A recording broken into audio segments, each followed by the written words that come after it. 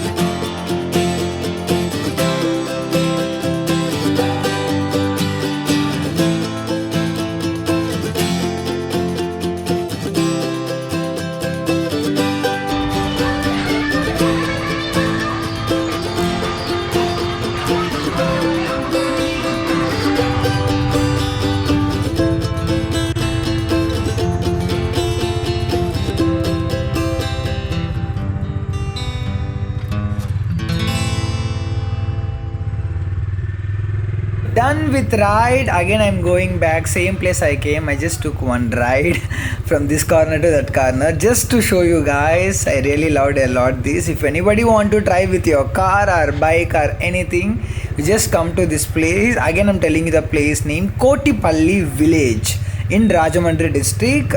So it is in Andhra Pradesh. You can check in Google Maps.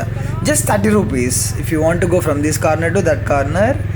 It will be damn good. I really loved a lot. So bye bye guys. If you like this video, please like and do share. Bye bye. So from here I will go to Yanam. So we'll see in next video. Bye bye.